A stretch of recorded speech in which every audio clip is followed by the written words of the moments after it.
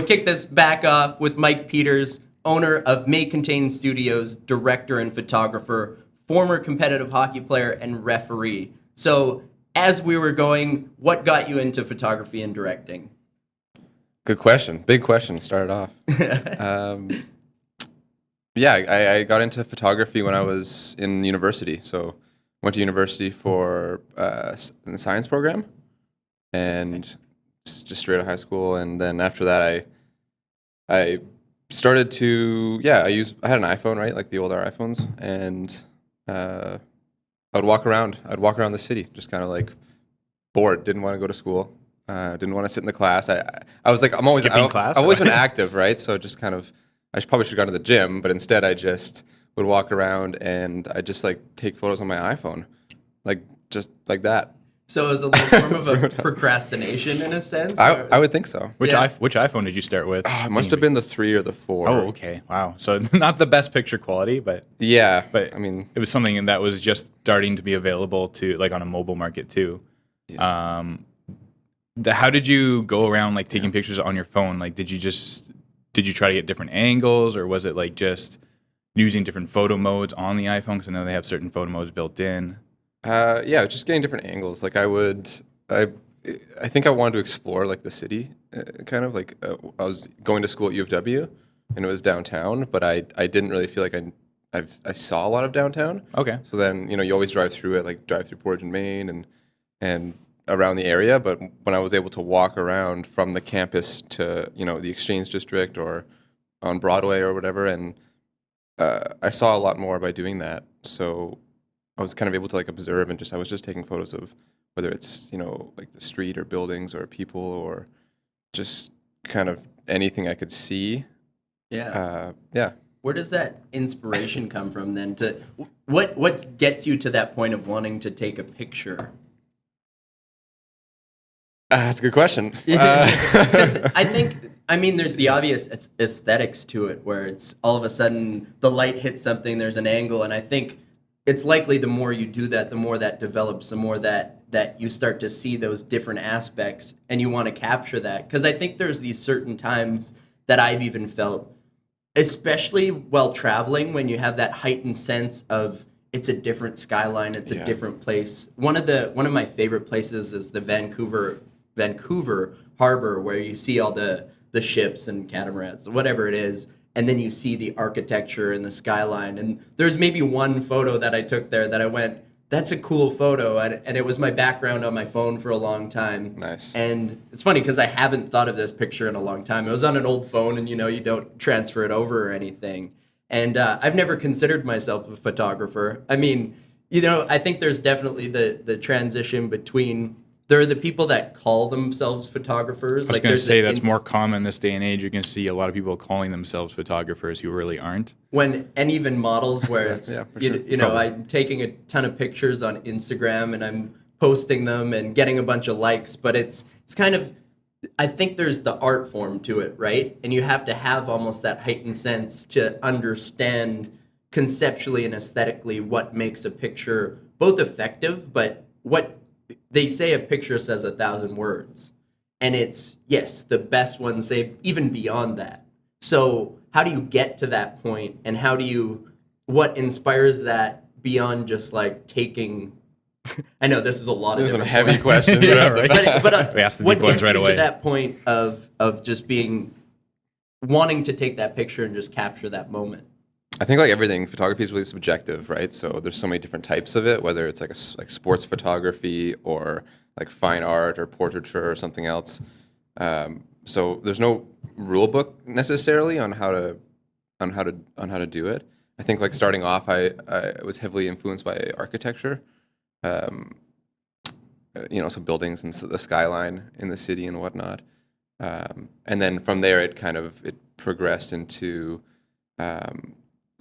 into whether it was like nature or like landscape or people. So it just kind of evolved. That was like the path that I took, very different for each person. And that was the path that I took. And was that answer your question? I feel like in a way, definitely. You had a big question. So is there a preference that you have in taking pictures? Is it do you like the holistic taking pictures of everything, or is there a preference? There's a lot of nature and just kind of capturing the beauty of nature in a lot of your photos. And then is there the other side? I mean, you take pictures of people as well, but like, which one do you find you gravitate towards the most? It's very heavily based on experience, like experiential. So whether I'm traveling or if I'm like hiking or outside or inside, I just like whatever I'm experiencing at that moment is what I would like to capture. So whether it's like a portrait of like you during a podcast, which would seem natural and like the experience that I'm having, or if I'm at a hockey game, or if I'm hiking a mountain, just kind of shooting whatever's around me at the time. So it's like a form of documentation almost, right? Like Yeah. that's how I view it. And then if I can capture the experience, that's what I want to share with someone. Is that experience? That Sounds cliche, but that's what it is. No, I think it speaks to you see life through this lens, and in a way it's all your experiences, it's all your ideas, it's all your thoughts, it's all these things encaptured and encapsulated in one, and then to be able to share that or some element of what you're experiencing and doing justice to that and being authentic to that, I think that's when people get really, really drawn into a photo. And you think of some of the just the inspirational photos and things that have happened throughout the years. For some reason, when I was coming up with notes, I thought of that picture. There were the riots in Vancouver. I'm thinking of Vancouver apparently a lot, but the riots after Vancouver lost in the Stanley Cups. Right. And there were in the Stanley Cup playoffs, and there were the people in riot gear, so the police. And Yeah, then there was the I saw couple this. on the ground, and somehow the love in the chaos, and just how somebody captured that and thought to take a picture and an image of that moment, and somehow there was still beauty even in that chaos. What do they say about photography? Part of it is being extremely patient, and the other part is being in the right place at the right time, right? Yeah, I think I read that it was somebody who they were way off in the jungle somewhere, and I think they were taking pictures of lions or tigers. I don't exactly remember, but they had this iconic photo, and it's what are the chances that you're there experiencing that, able to pinpoint that exact second in time. Well, sometimes they're and then- waiting for like 10 hours in the bush waiting to get that shot too, right? It's not just they just happen to be there. And sometimes it is, but it's not that they just happen to be there usually. It's that they're waiting for that moment to happen. I follow a lot of subreddits on photography. One of them is I forget what it's called, nature porn or something like that. And it's just it's all landscape photography of these like beautiful places, and you'll see these photographers share the stories behind the picture, and a lot of it is like them camping out overnight in the wilderness just to get that shot of the sun coming over the mountain at the exact right moment. And have that picture, but they're out there all night waiting for it and making sure they're up at the right time and they're set up and ready to go right when that sun hits that peak of the mountain or something like that. Like it's crazy how committed you have to be in terms of photography, but I guess it goes in terms of like what you're trying to do with it, like sports photography too. You also you're capturing a moment that's happening in a split second, right? You have to be ready for that moment, that shot, and it has to be on point and make sure it's not blurry is the next thing, right? So what is it? Do you find that you enjoy the process as much as taking the picture, where it's you sink into it? Is it kind of about the journey and then that's just the culmination of it is that moment, or is it like do you find you enjoy that, or do you enjoy the reflection more? Yeah, as it goes on, I think I enjoy the reflection, but like you were talking about, so like the split second, you'll wait all night for this photo, or you'll be really patient for this one photograph. But it's what goes into it. I think that's really that personally I'm fascinated by. Like as much as that one epic photo is really cool to look at, and it might say 1,000 words or whatever, but it's the backstory to it.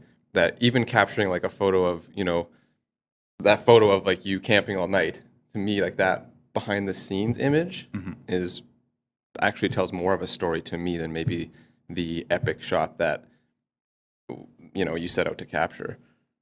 That's fascinating. Yeah. I think that's why I like following that subreddit myself, is because the person who takes the photo will go on and give the kind of the recount of their Totally. experience up to that, and it is fascinating. But I never really kind of tied the two together.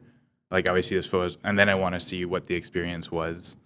Whereas I don't necessarily find the experience as beautiful as the photo, maybe, but I can see how that can be the case, and especially in a photographer's eye. I'm not a photographer myself. Like, I went to school for film, and I nice. do like photography. I have dabbled in it, but I would not call myself a photographer. If anything, a very amateur photographer at that. So what do you describe as a photographer? Like, what's your definition of it? I like to ask people this. 'Cause I think a photographer is a lifestyle. Like, I feel it's kind of like how you described it, and it's someone who lives for the experience around the photo rather than just for the photo itself. love Whereas as for me, I think it's more about the photo. I think more in film, it's more about the experience for me. But as a photographer, I always want that, just get that cool photo, quote unquote. Sure. Yeah. So how did then May Contain Studios begin, and what does it entail? Yeah, so May Contain's a brand new company that I'm just working on right now. Just started it this even like about a month ago. And essentially it's like, yeah, it's photography mixed with video production, film production. So my background in photography over the last 5 years, and now I'm bringing that and then mixing it with motion with film. Nice. And yeah, it's kind of just this new concept that I've been working on for a while, and it's really just the beginning of something. So I wish I could tell you more about it, but we'll have to check back in. Yeah. And So it's the beginning stages. So at what point did you feel that you wanted to pursue it more as a hobby? When did it become that profession or that passion that you wanted to go professional with, in a sense? I think just when I was doing it all the time, like all the time, I would do it over my, whatever I was doing. I was going to school, but I would rather be taking photos. I'd rather be doing photography. I was working as a hockey ref, but I would rather not be doing that and doing photography. When I was a referee, I refed a lot of beer league hockey, so kind of gong show hockey. But there was some good stuff. Hopefully my old boss isn't listening.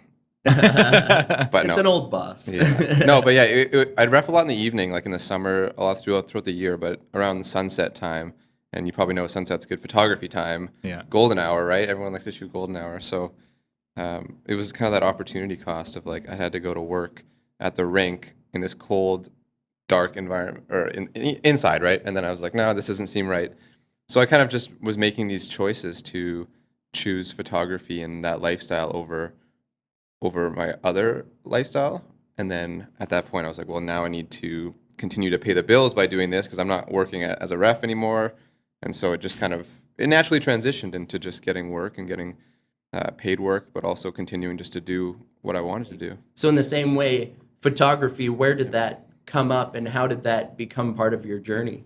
Yeah, it's the same thing that you're describing. It's purpose, right? So I was lacking what I felt was purpose in my life. I had a great life before photography, but you kind of you get into these routines, right, where you're doing the same thing day in, day out, and it's just not fulfilling what you think you could be doing. And so photography just started as this thing that I got into, and then I was so passionate about it. You just get that feeling, right? It's hard for me to describe it on a podcast, but you just know that feeling. It's like a switch. You're just like, this is what I need to be doing. So I'm going to do whatever I can to make this work full time. Like I'm going to just make it a thing. So Yeah. it's purpose, right? Like I feel like I need to be creating and making photographs and telling a story and documenting, and that's what I feel my purpose is. You mentioned it, the kind of introduction into kind of moving images now, so like film. Yeah, totally.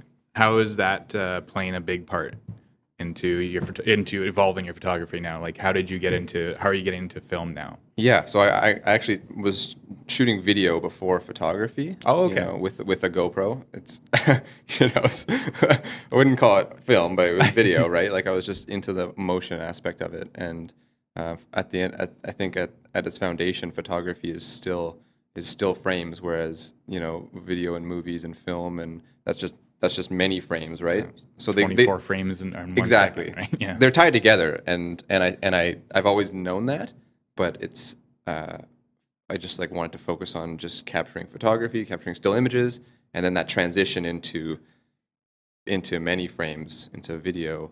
It just felt natural, and so it's something I'm learning and growing with right now. Awesome. No. I do have a question though. Like, what kind of camera do you use, or what kind of cameras if you use multiple? Yeah. So, like what are you looking for? The brands? Yeah, Just brand and model. And Yeah. I use Canon, a lot of Canon cameras. okay. Canon 6D was like Canon 60D was my first DSLR that I bought, and then I upgraded to the 6D, and then I now shoot with Canon 1DX, which is kind of a higher end, like professional. Used a lot in sports, but also press photography and stuff like that. Do you have a favorite lens that you use? Oh, I like all my lenses. I love talking about gear. I think it strays away from the core of photography, but I think it's fun to talk about tech. I tend to do that a lot, especially in film, and I love talking about just like settings on the camera, and like it's kind of where my love of film kind of started from, and then it kind of evolved from there. So I always like white balance was a huge thing for me back in my last year of university. I could not stop talking about white balance. The simplest thing, like just temperature and how to, like, because I never knew about it before. I'm like, oh, I never knew that daylight was more blue. I'm like, you look at the sun, it's yellow though. Yeah, interesting, right? Yeah. So How do you feel that the technology's evolved as you've been part of this process, starting with a GoPro and an iPhone? Like heavily evolved. It's changed very much. And does that make it easier or more difficult to stand out from the crowd? I know that you talked a little bit about the network of photographers and how you've traveled around and you've started to really meet some other people around. So how does that play into the competitive aspect or the community aspect? Sorry, the technology? Yeah. So do you find that there's that competitive wanting to be better as a photographer than, like, you know, it's that healthy competition between peer groups that sort of drives you to be better, but then it's the sharing of those different elements and that different technology. So do you feel that plays an impact in that community? Like, is there that drive to want to have the best camera, the best technology? I mean, I think as a very general, like a blanket statement, I think that's kind of just society, right? Is like we want to... We're materialistic, right? Yeah, materialistic. Want the best of everything. Yeah. I mean, that goes for any field. And you always want the best equipment because you think you need I think it's a collection thing too. You have this big collection. Not that you're going to always use it all. Not that you necessarily need it to get the best version of what you're trying to get, whether it's photography or film. I've seen people film amazing things on iPhone that I couldn't reproduce if you gave me a $20,000 camera. Yeah. So. It's a very deep conversation to have when it's about the equipment, the technology, and then also the story that you're trying to tell, right? It's like we could technically, do a podcast with the speaker on the iPhone, right? We could record it, but then, maybe the audio wouldn't be as good, but the story or the conversation that we're having can be very good. And I think that transfers to everything, including photography. It's not necessarily about the equipment, but if the equipment will help you tell a better story or help you capture an image that you don't think you'd be able to take, or a video or a film, then I think it's important to get that tool. But it's also very expensive equipment that we're talking about. Yeah. So I think I know I've been a victim of this as well, as always wanting the better thing and thinking that you can't do what you want until you have that better thing. So you just kind of keep putting it off until you're able to afford it. But then once you get it, there's always something better. It's scary, really. It's very scary. Yeah. I think about this all the time. It's very scary. Even having the Canon 1DX that I shoot with a lot is like an incredible camera. Very expensive camera. It does a lot of very cool things. But does that help me overall to capture the story I'm trying to tell with my photographs, or, Right. Because back to the beginning of the iPhone, when I was really taking the photos on the beginning, I still felt like that story I was telling with my iPhone is just as powerful as what it is now. Yeah. And it's like it goes back to what you were saying. It's the experience from the photo or behind the photo, and not necessarily just the photo itself, right? Yeah. So if people can see that, then there can be beauty in a 1280 by 720 photo just as much as there can be in a however like 20,000 by whatever Totally. pixel photo, right? That sometimes it's not in the details, sometimes it's in the experience behind the photo, for sure. I think we understand it in terms of the pillars of even this podcast, where it's the technology can help tell the story in a better way, but it's sort of that starting point has to be somewhere, and so that was the research. Even I found it great that you enjoyed these microphones, because it's like we really put in, but it was putting in the effort to find a microphone that's going to work and do exactly what we wanted. And there's the different types, like I wish I knew the name, the cardioid and you had the mono, whatever, the like wired mics. Basically wired mics are USB. And that was the big first question. And then it's, well, what's going to be affordable? What's going to allow us to start something? And what's going to allow us to have that the impact that we want to have? And then even, I know that it was from the get-go, it was to have video seem it just seemed natural to us, because all the podcasts that we listen to also do video and release their content on YouTube. And so I'm not going to lie, I'm always embarrassed to bring this camera out, because it's like such a simple webcam, 1080p webcam. Eventually I'd like to have a nice camera. I love the webcam look. It's just, it's got that look, like that, like you're Skyping with your friend or something, like that kind of webcam, It's like, or like before computers actually had built-in cameras on them. Yeah. Like laptops, you'd have the clip, just like, I guess like that is kind of, but it'd be much lower resolution. Yeah. But it brings back memories. It does bring back memories. Yeah, it does the job. I mean, it's not obviously the best tool on the market, like we were just talking about, but it's sometimes it's the message that we're trying to get across, not necessarily the quality of the content.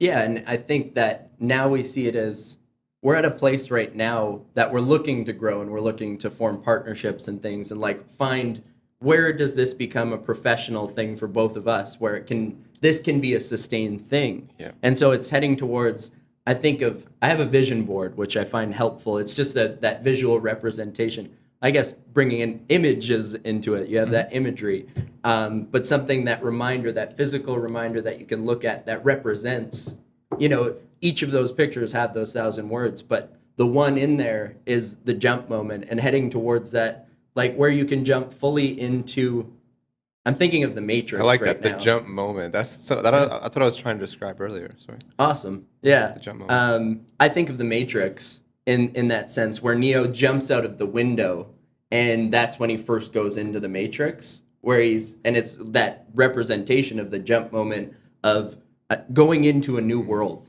essentially. And so it's, and living completely your own life in a sense too. Like you're not, because he's in the office, and then the Andersons and the Smiths or whatever, the agents are coming for him and looking for him, and then he's told by Morpheus, so almost the unseen godlike figure, where it's, you're supposed to jump out of this window. And so it's like that, you know when to make that jump, and I think it's building towards it and making sure you're prepared, and then you make that jump, and then you're reborn into that new, indoctrinated into that new life. I didn't want to interrupt you, because I like the message you're getting at, but Love that message. But you're also wrong about the Matrix, and I'm sorry, I just couldn't let it go. All right, fine. I'm gone. He doesn't actually jump out the window. He actually gives up at first. So when he's getting chased through the offices and tells him to go out the window, he sits on the ledge and decides not to do anything, right? And he goes back in and he's arrested. Right. Yeah, so the Smiths get a hold of him, or the agents get a hold of him first. And the first time he exits the Matrix is when he decides to visit Morpheus. And he takes the pill, right? Blue pill, red pill. I can't remember Right, which and they one go it is. through the mirror. And then he goes through the mirror. He's looking into himself, right? Okay, I got that aspect wrong. It's okay. I He does mixed- jump out of a window later on when he's starting to learn how to take hold of the Matrix. And he jumps out off the roof, and then he falls Like into the cement. into right? the Like cement, goes and it's like rubbery. See, I think I'm remembering that moment. It's the brain recalling Okay, things. I've and seen the melding movie things over 300 together. times, so I'm sorry. It was my favorite movie for about a decade. Yeah. I just couldn't let it go. I'm glad you called me out, because there'd be somebody sorry. messaging. Well that done. says- Well done. Yeah, hoisted by my own petard. But yeah, just that vision board, that like working towards that jump moment is such a, like, I think that's where we're headed. But it's also like, it would be great to have a studio space with professional grade microphones that have like the arm and the boom and have an HD cam that can, that can do everything that we want, because I want a obviously drone fly around and get close. Yeah, get that. Be super 3D loud, view. but worth it. It's good to work towards things like that too, right? Like you have kind of that thing that you want to work towards. Yeah. Yeah, so it's the cool part is now we're doing Not a drone, but like Yeah, the drone's a little excessive. Maybe if we're doing we're gonna do a running podcast. Just like where wind we're- that constantly. could be like- cool. I like that. I like that idea. But where was I headed with this? But yeah, heading towards that is great. And then when you're there, but we're doing the process in this current moment, and it's cool when so this is great, but it's awesome to have that view of what could this be and what kind of impact could it have, and it's the growth of different pillars too, where it's listeners and equipment and our own talent and our own sort of abilities, and then you grow all those. And I would say similarly, you must have a view like that on photography too. Yeah. Yeah, no, totally. I just want to touch on the point with the jump point. I love that. I love the way you said that. But also with the gear, I thought of it, is that when I kind of made it more of a leap to do photography as a job and a career path, you want to become more professional, right? Like you want to produce better work, and it's just that you want to keep growing. So I think the equipment is kind of a natural thing to, like, you also want to upgrade, right? Like you want to upgrade. You don't want to get carried away with it because you don't want that to control the work. But a lot of the work I was doing, I put myself in these environments, especially outdoors, like in the winter in Manitoba, where it's very cold. I'd have these cameras that I wouldn't want to freeze up, and I know some cameras would freeze up in a situation. So I think it's just, especially with Canon cameras, they're reliable, and I trust that I can put it through something, and I'll still be able to complete my job as a professional, and deliver the product to a client or whatever the project is. And then I think in some situations, you're using your iPhone and it freezes 50% in the winter, and then it just dies. Yeah. And it's just not reliable. So I think that it kind of goes hand in hand with like the work I want to do and who I want to be. I want to be reliable. I want to produce good work, and then also I need equipment that will match that. That's the point. That's the point I want to make. About Have you, when you first got into photography, so you were walking around with your phone and that, is there anywhere that you went to learn more about it, maybe on that side of it? Was there anyone to help you out? Yeah, I learned a lot from the people I met when I was traveling. I think that's like a big thing that comes to mind, is like I'd go, so first of all, Instagram is where I would share a lot of these photographs that I was taking. And then through the internet, I would be meeting people. It was hard for me to meet people in Winnipeg, I felt like, because there wasn't like a big community of it at the time when I was starting it and when I was starting out. And so I would just meet people in different cities. Like I would fly to Toronto and to meet photographers, and that's how I would learn. Has the community here grown since then you started? Oh yeah, totally. I think there's a big community.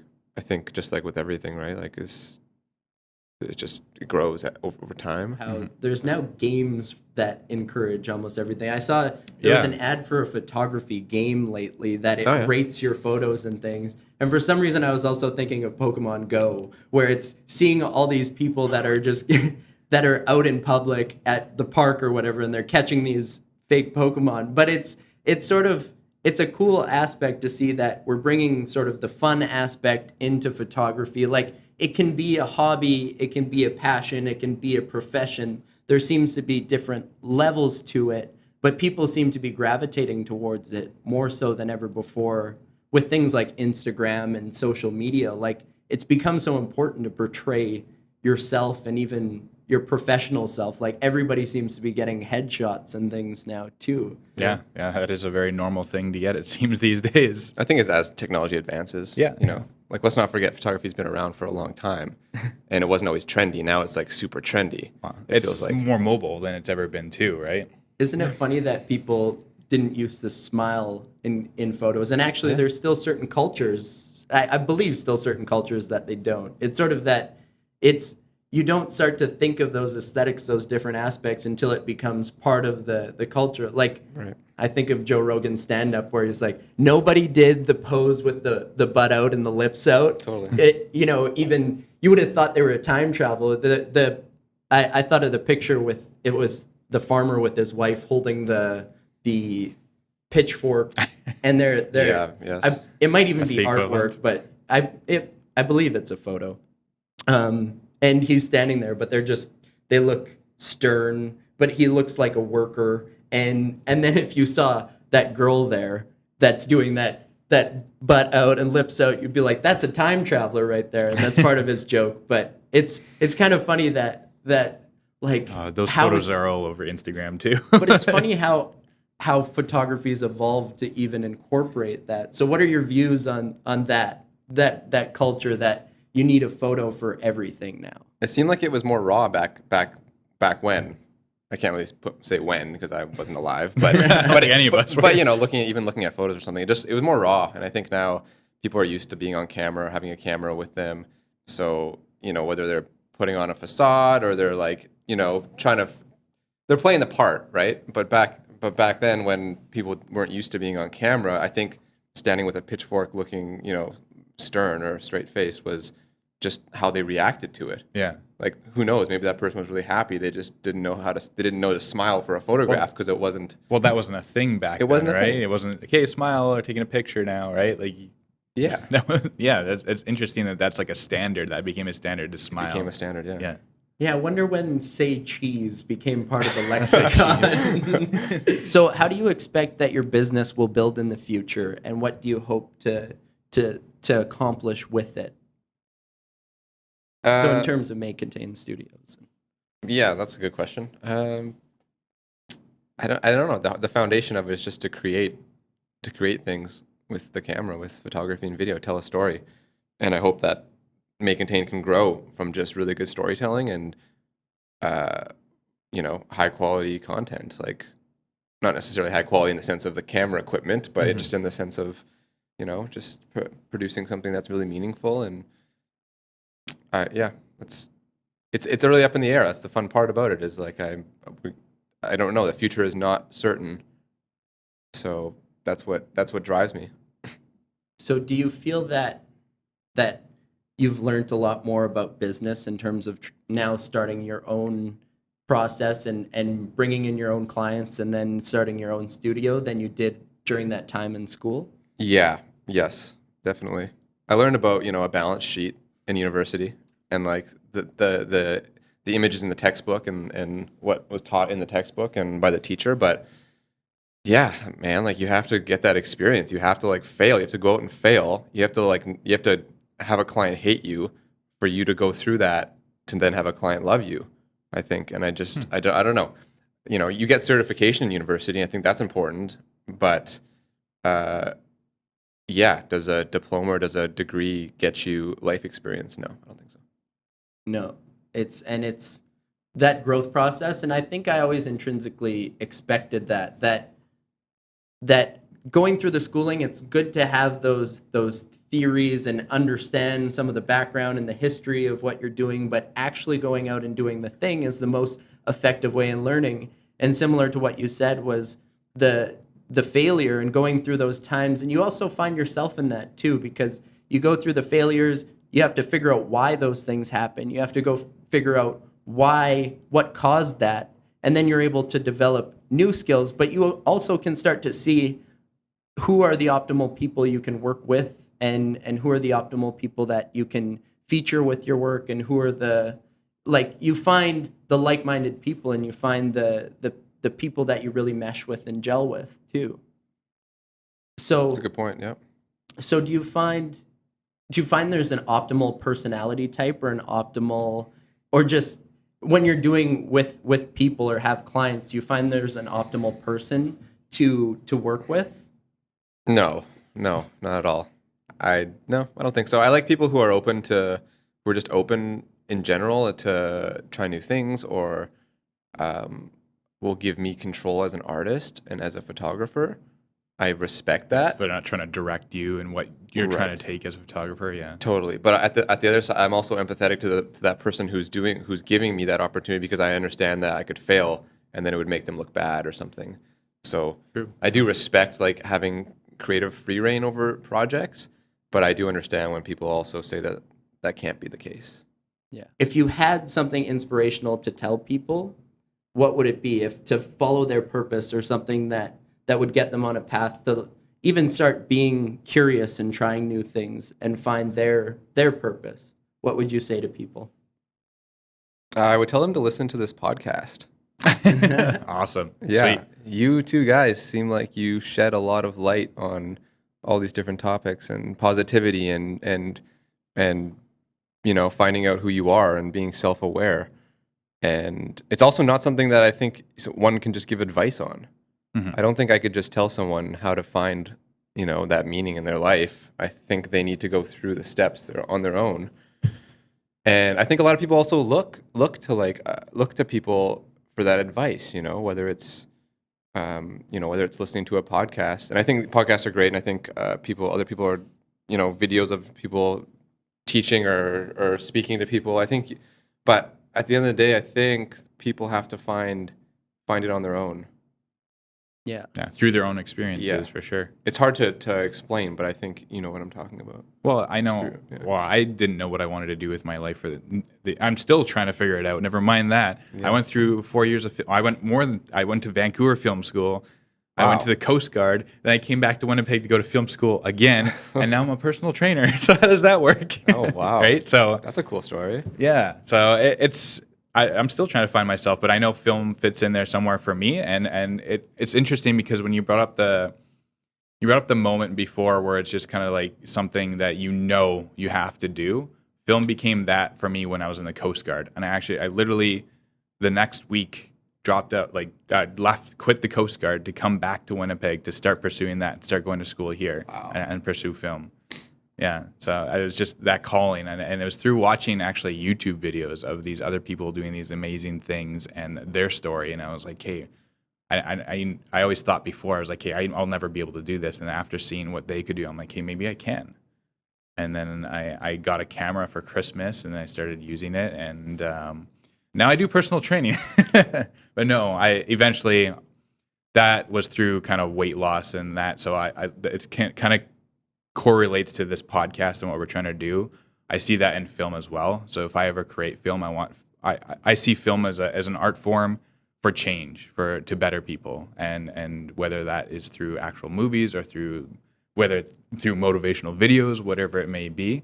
Because that's the way I see film. I see film as a strong film. To me, is something that can change my mind on something or change my feelings towards something. So that's to me what art is. If that makes sense. I see photography as that too. Yeah. Not to piggyback on what you're No, saying, no, but no, for sure. I think it relates to that too, and different kinds of art and different kinds of everything.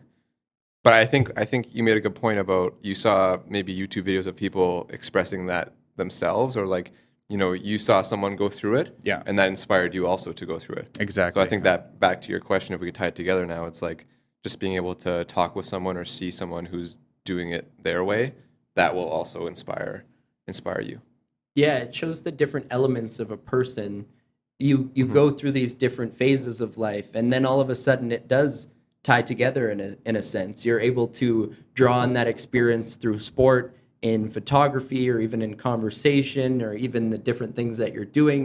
The being is very interrelated in that aspect, where you have these experiences that seemingly it could be chance that leads you to these different places, but it honestly comes to that is there fate, or is there things that are meant to happen that lead you on this path? And that's a strange thing to try and describe, because it is that element. There might be chance as part of that, but then it becomes you as well. So it almost seems that it was written in that way, that it was supposed to end up this way all along. And so it's really, that's why that self-critique and making sure that you keep yourself on track and even check in on yourself every once in a while to make sure you're being true or honest to who you are. And so I think that's what I hope to share with this podcast is to get that authenticity back into the world.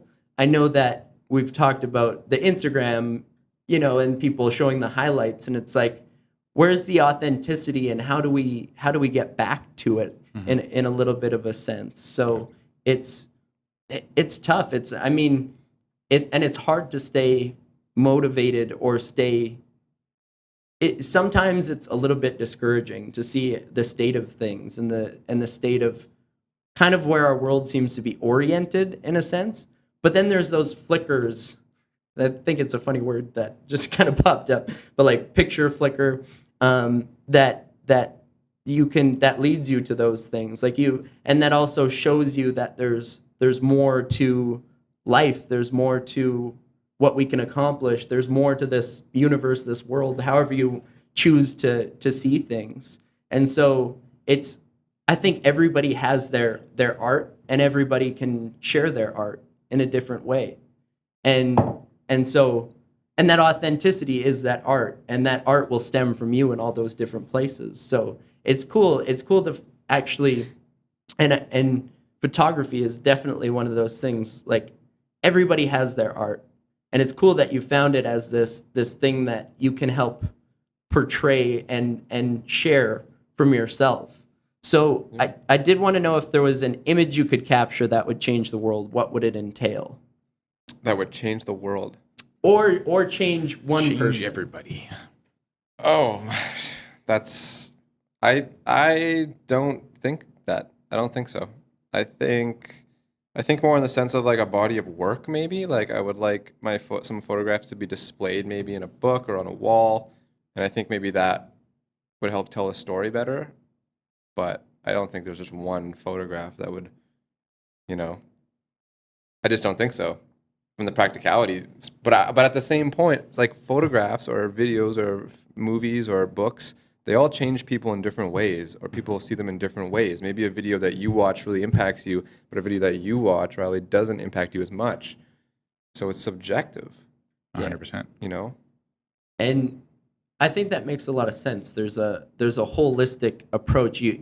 You'll have to draw on a lot of different experiences, maybe a lot of different images to tell that full story. Yeah. There's not maybe one encapsulating image that can show everything, but in a sense, it's like also that one image, each image can, in a sense. Like, it's both the oneness and the nothingness, I think, that we talked about a little bit last week. So, yeah. I do want to know, so kind of tailored to the question of advice, if someone knew photography was their thing, what's the best advice you can give to them to get started in it? Okay, let me just think of that. For sure, yeah. Yeah, no, I think it's a really good question. I think to go out and to just go out and do something. Just go do something. Yeah. Whatever it is. I think, if you want to go travel, go travel. If you want to go walk around the city and explore the city, go do that. If you want to go to, if you want to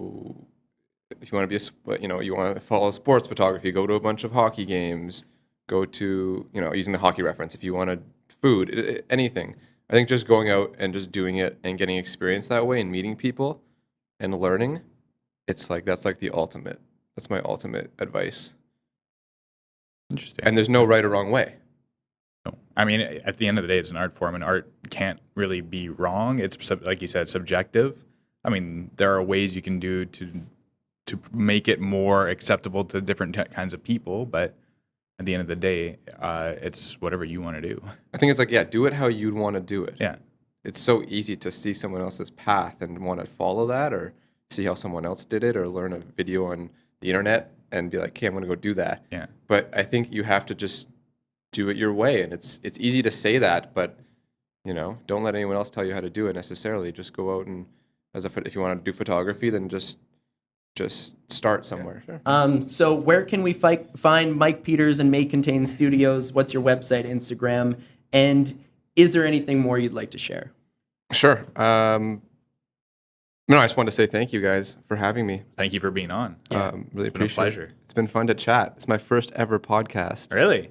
we're glad to. Hopefully we're not glad your to last. provide that. No, for no, let's do it again. So Yeah, for sure. Yeah, I wanted to thank you for joining us because it's one of those cool chance things that happens where this is the good side of social media. You can stumble upon some things. I believe I saw an image and then looked more into you and your work and just was like, I just would spend time looking at your pictures, kind of learning a little bit about your story, and then saw the May Contain Studios, and it was really cool to see those different elements. So I knew I wanted to bring you in, have a conversation, because photography isn't something that I feel that I have had a ton of exposure to, but now that it's such a part of like life and everything that I wanted to understand you and your process, because it seems like you really take beautiful, authentic, and amazing photos. So I was happy to have you in here and help you share your story with people on a podcast. Yeah, where can we find you on Instagram, website?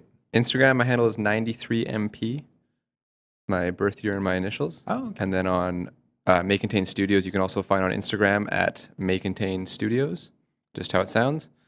And yeah. If people are looking to book with you, do you have an email or something, or what do you do for that process? Yeah, you can find me. You can email or through social media. You want me to say my email? Well, if you're comfortable with it. Yeah, no, totally. Yeah, we can put it in the description too as well. Yeah, Mike at maycontainstudios.com is how you can find me. Nice and easy. I like it. And yeah, you reach out, send me an email. I just want to encourage people who listen to this to take a deeper look at things and dive deeper into something, especially if it's social media, everything has a surface, and I think that you can go deeper and just learn more, and don't just look at the face value of something. Like, really take your time to understand and learn, and whether it's meeting someone or learning about something.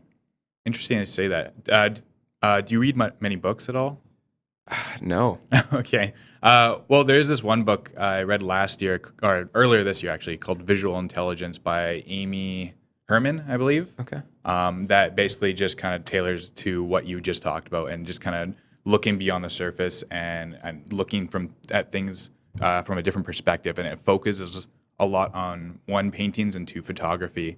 And the book goes through and shows you photographs, and it'll ask you what you see, and then it'll go through what is actually there and kind of the experience behind the photograph or the painting as well. So it's a really interesting book, and it opened my eyes, especially on paintings, because as a kid walking through, let's say, a museum of paintings, I'd probably be super bored. I'm like, hey, that's a painting of a dog. But then you kind of read into it more after reading that book. So it's a super interesting book. And for anyone out there who's interested, it's called Visual Intelligence. Visual Intelligence. Visual Intelligence. Love it. Such a photo, such a life. I'll let you close it off there, Riley. Yeah. As always, we're Be The Change. Thank you for watching and listening. You can subscribe to us on YouTube or wherever you are listening or enjoying this podcast. You can find us on social media at Be The Change YPS on both Facebook and Instagram. Our new email is info@bethechangeYPS.com. Feel free to share your thoughts, opinions, or even if you have some information or a guest idea, please send that along. We'd love to hear from you. And I can't think of any announcements, but thank you as always for listening and watching, and take care. Have a good day. Thank you, Mike. Take care, guys. Thanks, Mike. Thank you.